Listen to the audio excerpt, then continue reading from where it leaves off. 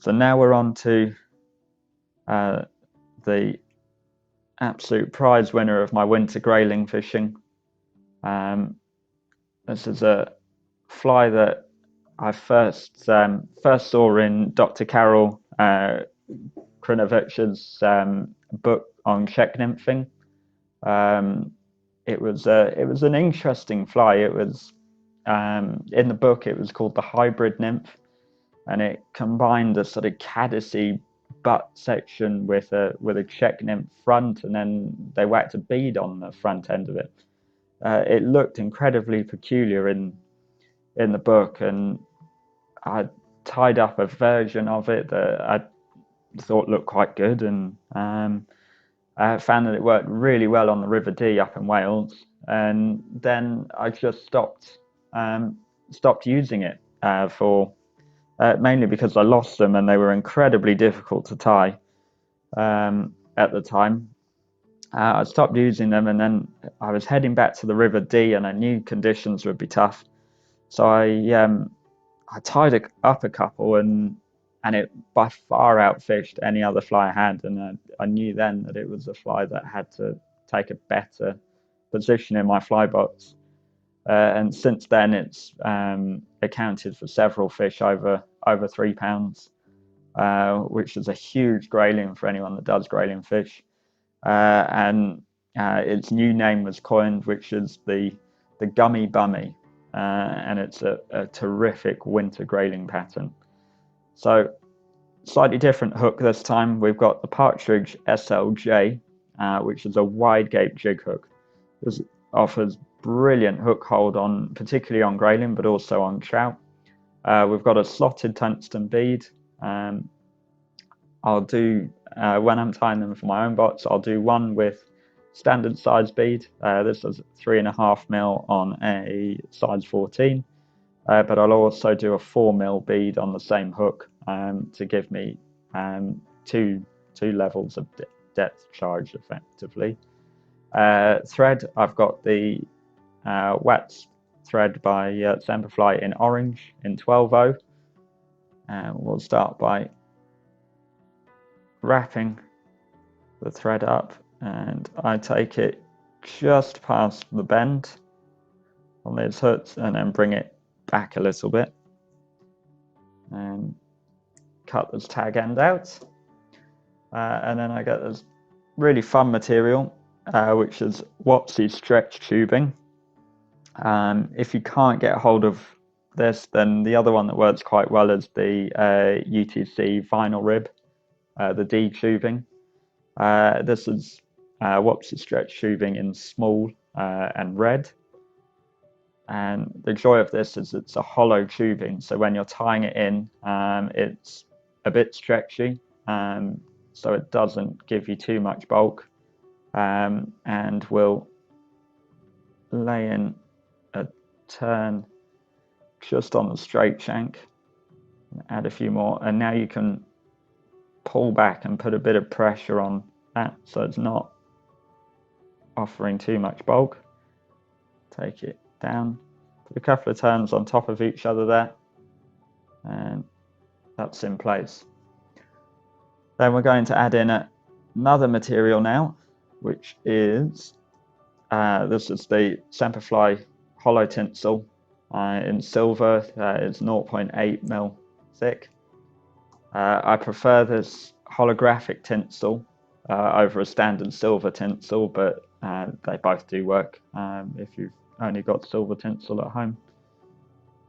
Trap that in at the same place as the stretch tubing, and take your thread forward, tidy up that bit of a tag, and then open turns to the bead so it's out the way. And now with your silver tinsel, wrap around it, and you want overlapping turns. You want to make sure that you're blocking out any of the colour from the tying in of the materials beneath it. And I'll explain why this is in a second. So cover all of that tying in material, undo those big open turns, and trap that off there. Tie that up. It's not going anywhere now. And then we're going to take our thread turns just back behind the point on here, and then another couple of big open turns. And now we're going to take our stretch tubing or the vinyl rib if you're using that, and place one turn. So the reason for the silver tinsel on the bottom is it helps the red really kick out, whereas if you were just doing it on thread, the color of this just dies. And we want to just wind it forward, touching turns, and we're creating the tag segment of this fly. And we want it to just go round the bend. When we know we've only got one turn left, undo the open turns of that thread, bring that over and trap it off with our thread, 2 turns in front, or 2 turns behind, and then do quite a few in front, and that will lock it all in place. And then we can pull that up, cut, and it will go nicely flush, and we can tidy that up a bit there. Now we're going to add in our rib material, which this time is just a flat tinsel in pearl. This is 1/64, 64th of an inch. So it's just a small tinsel. And we're just looking for it to add a little bit of shine to the fly. And we can trap that in nice and quickly and wrap it back to where the segmented tag part of the fly begins. And try and tuck it out of the way so it doesn't get caught in our tying in a second.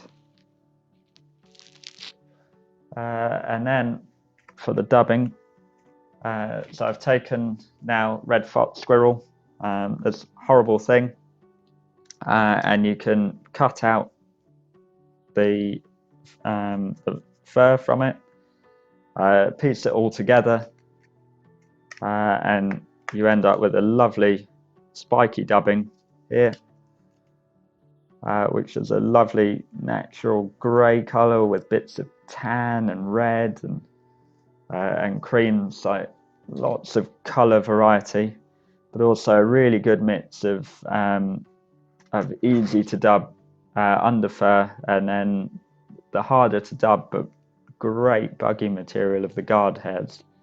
So you can apply it to your thread, and this is where it helps to use a good fly tying station. I've got a fly tidy, but any flat tying station, because you'll lose lots of fibers that will land underneath, and if you've got a clean station to work from, you can just pick those fibers up and attach them straight back onto the thread and start going. So we want a nice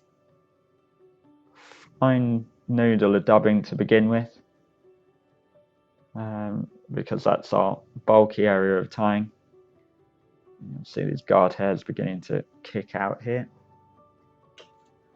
You'll go through quite a lot of dubbing with these flies.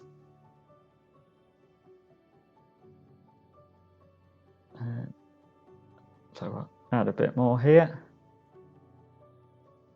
What you can do if you're struggling to tie with this, then also using fly tier's wax on the thread will help. And that always helps with natural fibers like seal's fur, this particular thing, or hare's ear that you've mixed yourself. So bring it forward and you've got that really nice buggy effect. And then we're going to take this rib and run it through.